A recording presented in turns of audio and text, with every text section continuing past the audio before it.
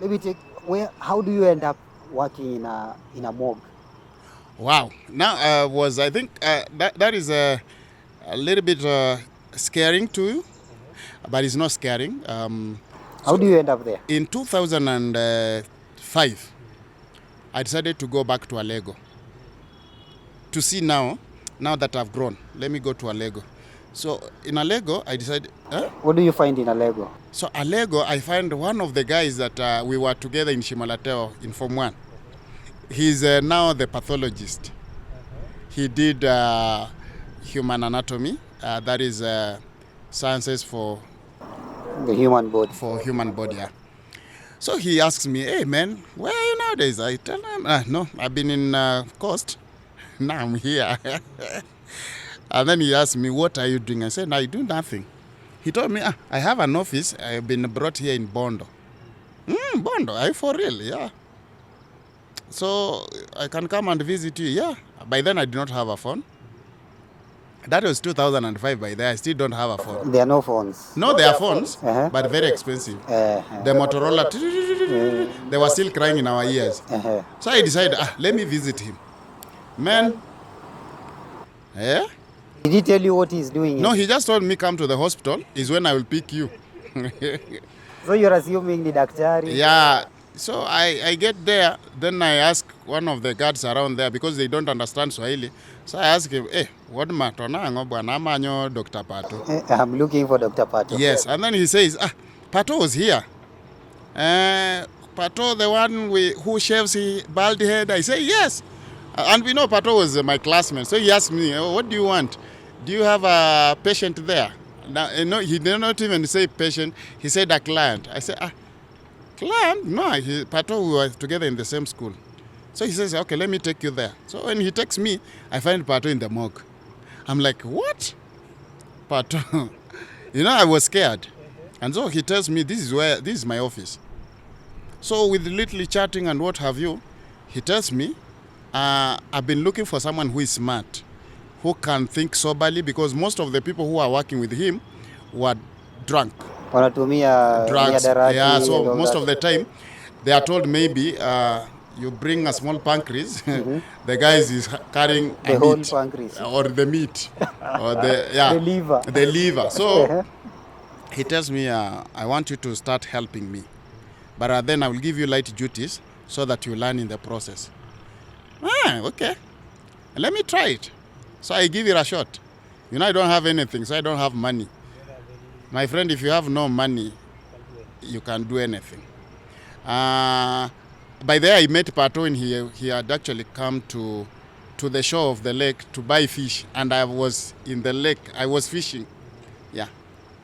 So fishing is what I ventured first before I came before to you went morgue. to the morgue. Yes. So what are you doing for Pato? So Pato tells me, first is introduction. First I have to feel the bodies. By that day it was 68 bodies. What do you mean by feel the bodies? I have to wear the gloves and then feel that cold so that I get used to cold.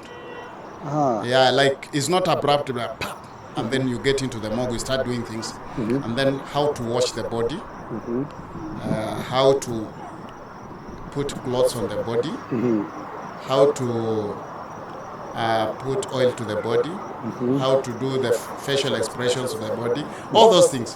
68 bodies. Yes, they were and then he opened one by one so that I can see all of them. How to remove the body from the mortuary, the freezer. Those are the mortuaries. Actually, the whole thing is the morgue. So the mortuaries are those things. So we remove them into the freezer, those fridges. Then you put them on the slab. How to place on the slab. How to remove it from the tray to the slab. How to look for the femoral artery. All those things. So from there is when he taught me now how to embalm the body. So I started embalming the body. I knew. Yes. Aren't you shocked? Me, I'm still stuck at 68 bodies. I'm shocked at the first scenario, of course, because I've never seen such a thing.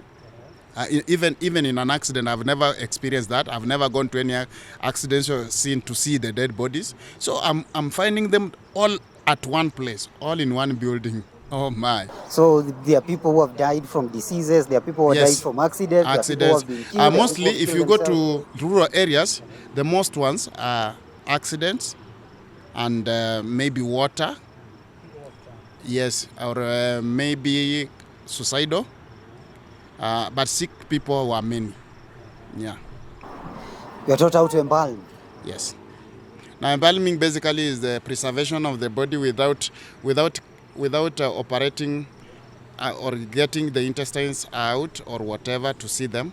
But we just use some of the parts that like femoral artery, which is on the thigh. We have the auxiliary artery. We have the carotid. We have those ones. So you use those ones to use the formalin to pass through those ones. Those the elastic veins that are the arteries actually. They are arteries that you can use to preserve a depilated body. Mm-hmm. So you work at now, which is this hospital? That is now Pato has been moved to Port Victoria, and now I'm with him. So anywhere he goes, you are with him? Yes. He's like the chief pathologist and you're his assistant? Now I'm the assistant. Now I'm looking at everything and doing it perfectly. And so I venture myself now into the journey. I start looking for a job myself to be now a pathologist somewhere. So there was another one that called me called Owen. Owen is in Bondo. So when I went there, they asked me what do I know. I said I know how to embalm. Tying all those buckets up and making sure that tubes connect to the body where the slab is, so that when I'm mixing the water, salt and formalin, I measure with the volume of the body. Yeah. And they give you the job? Now when I got there, the owner said he has to think through the salary. Then I missed the chance. Because I went there with the knowledge that I know what I'm doing. Pesa bwana. Then I applied another one which did not materialize. Ilikuwa the same Bondo but on your way to Rarieda. There was a morgue but for, I think, is it Catholic hospital? So it was just newly started and they wanted a morgue attendant. So I applied there, but when I looked at the environment, I realized, hey, ni bundu, it's a bush. Yeah, it's a bush. Nikasema tu, hey, bush huko hapana. So I go back to Pata again. Kwa nini ulikata bush? Ilikuwa mbali. No. Yeah. So I decided now let me venture into something else. So my sister calls me to Nairobi. Now I'm coming to Nairobi the second time. Even before Nairobi? Yes. Why do these people, when you wanasaidia Pato and the morgue attendants, why are they using drugs? No, some of them is just, everything. Everything is how you program yourself. Like when you are seated there, you can decide to be smiling. You are addicted to smiling. But sometimes you can stop smiling when you decide to. So addiction comes because you have decided to addict yourself to that issue. Some of them, they addict themselves because they want to forget about the bodies they see and the bodies they attend to. Like, there are bodies actually which come into the morgue, and if you look at them, you are like, oh, this is not supposed to be dead. But of course, he's dead. He's dead, completely dead. So people start, like, if I take drugs, I may forget, which is temporary. You forget that time. When it goes off, you start thinking again about the same thing. So the only way is to live with it. The only way is to live with the situation or the circumstance. Now understand that you are a pathologist or attendant and you live with the situation, that your daily thing will be seeing the dead bodies. Just ask yourself, do these people who slaughter cows use drugs? They don't. They don't. So why should the ones who are taking care of human because they have to them, everyone who works in the morgue thinks he wants to do away with it. The spirit of a man is stronger than the spirit of an animal. So they tend to think the spirit of a man is watching them the way they are doing. So I want to put myself away with this spirit. The only way is to either to live on drugs. Yeah. To be high on another spirit. But you see now the problem is when you are doing, the government wants to do investigation on a certain body, then you can give a wrong information and conclusion because you are under drugs. But then if you are doing soberly, you can give best results ever. Yeah. Okay. With morgue attendants tunasikianga stories zingine za ajabu. People waking up. People wake up. It's not the first time. Yes. And you can only wake up before formalin comes into your body. Okay, somebody wakes up, then what do you do? You can't run. You see, there is a place in the morgue. In the morgue, there is a chapel. In the morgue, there is the cold room. In the morgue, there is an open place where we have the slab. So you can, like right now, let's say you already done the day job and someone dies now. You will not put that person on formalin. You leave that body till tomorrow. So some bodies can come back to life because formalin has not moved into them. People come back to life. You see, this body that is you are seeing, maybe this person was hungry. He died before eating. So definitely he has no energy, no strength. Of course he's seeing, but he cannot fight you. So it is up to you to do the noble thing, to return body back to the ward. Yes. Because the more you waste time, this body now will die completely. So to avoid such, to lose a life, you return it back to the ward. So the ward, they will know what now to administer to the person. But story tunasikianga ni wanapigwa. The morgue attendants. Okay, for me, where I worked, I never saw anybody kill the dead person again. But one thing I know, that during our time, there is a day actually, we had left, we had gone for lunch. Then we came back late. Pot. Then there was a lady who was brought in. Alikuwa na menengai, and she had just finished Form 4. So, we are going back and the time is done. So we need to go home. So we are told this one has just left. So we are like, we keep her there. Then tomorrow, yes, we will do the necessary. So tukamkava hapo tu vile alikuja tu na hizo shit za huko. Baada amefunikwa. So we went. Following morning, Pato comes in the morning and finds the lady awake. Yeah. Yeah. Awake on where? Anampata wapi? Kwa hiyo table ama kwa freezer? Hayuko hata kwa freezer. She's in a new environment, of course. Haoni watu, but anajiona yeye mwenyewe yuko mahali ambapo na trolley hapo kuna trolley zingine mbili, wengine wameletwa usiku. So ndio but then anavumilia because hapo umefungiwa nje. Itabidi tu vumilia mpaka moni. So kukagua hivi ndio anafungua macho. Pata anasema, hey, this one is still nini. Because you see, one thing I've realized with the dead bodies, someone can die the heartbeat, but the brain is still alert. So this brain can still activate this person to come back to life. So sometimes hiyo preempt information ya kwamba tumeenda tu na heartbeat imestop. Sometimes mtu anaweza kukufa without us knowing. Okay. Yes. but I have heard also so many stories, and in fact those are the things I asked Pato. Like, nimesikia mtu akidai na afufuke. Lazima apigwe kashoka akufe. Akasema, no, we are here not just because of the dead people, but also to save life. Yeah. So those are the information that people who have gone to school to learn on how to preserve the bodies and to do embalming should also be working with. Like, you are not just there to deal with the dead body, but also to make sure that if life is seen, maintain the life. Na huyo mtu maybe daktari alikuwa ina hurry akasema final results. Huyo mtu because there are pulses that beat down hata huwezi sikia. Na huyo mtu labda ako too high. Si ndio?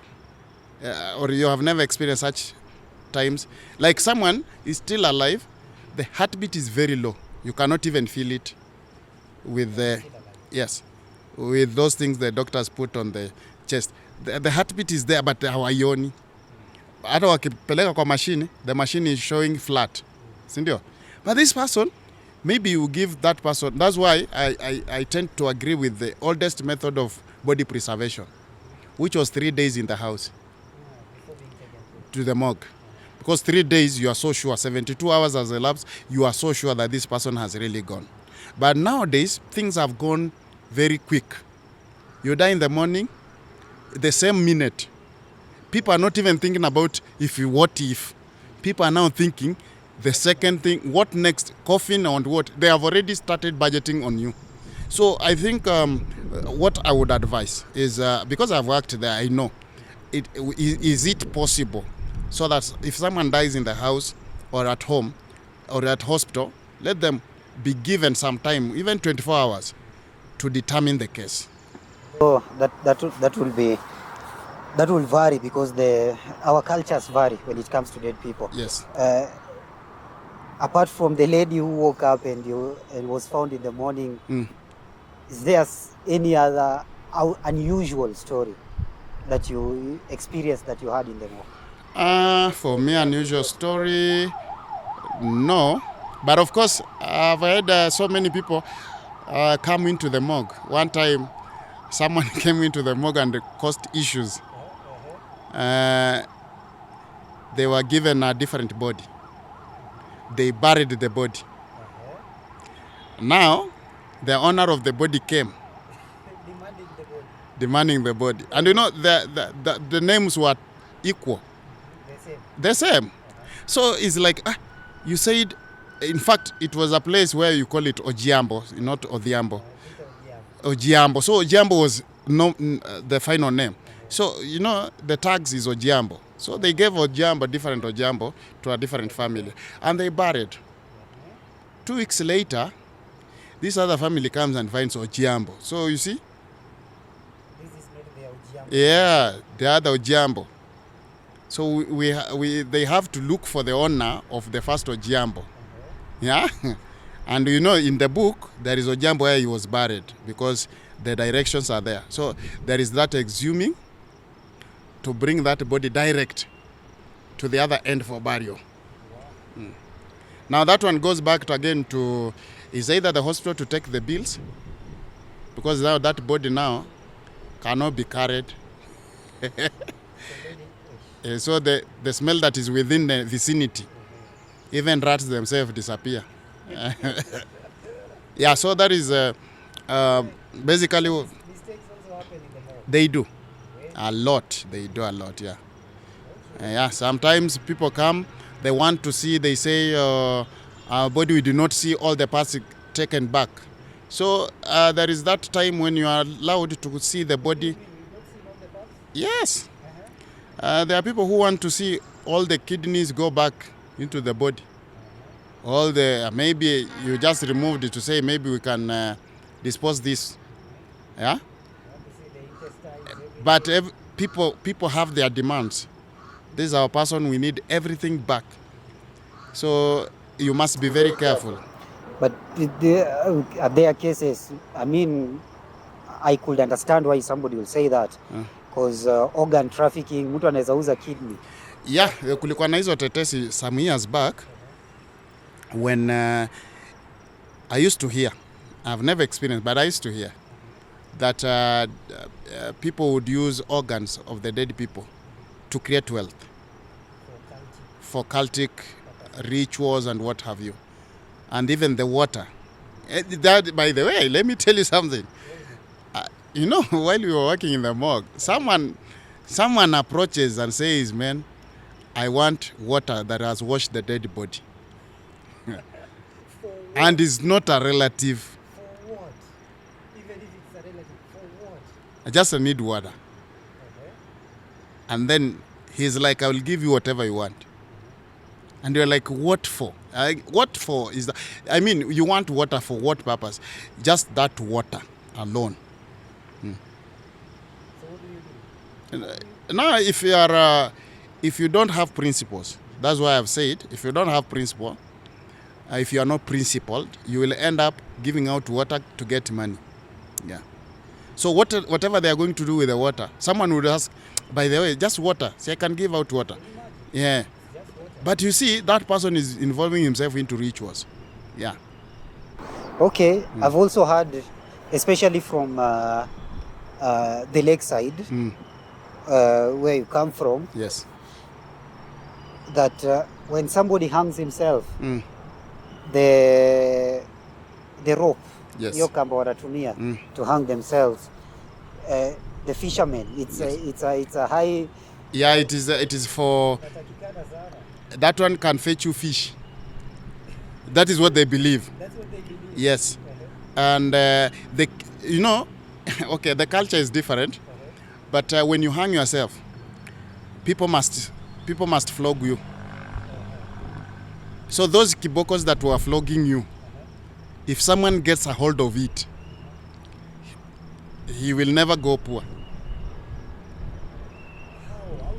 I don't know how they do magic. I don't know how they do in a cultic world, but that is what they do.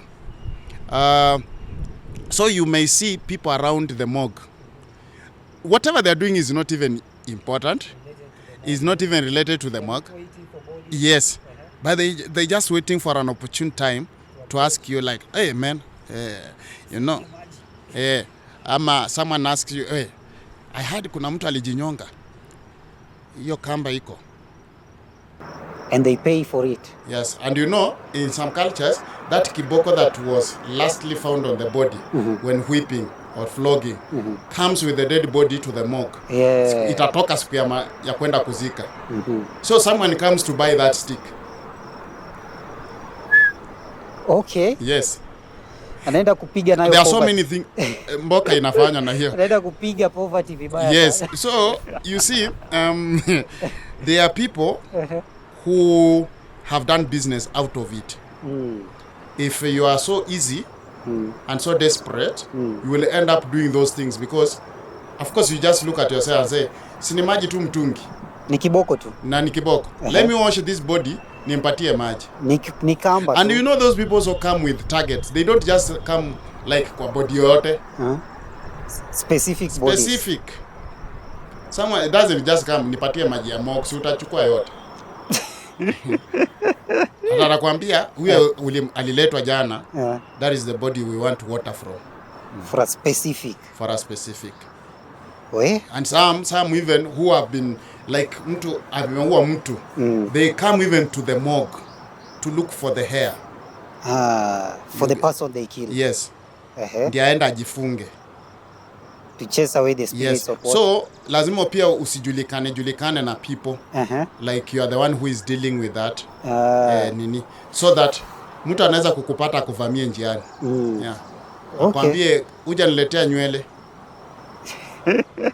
And then also when you are working there, you should be very careful who is the relative to the deceased. Not everybody is a relative. Some of them have come with heinous act.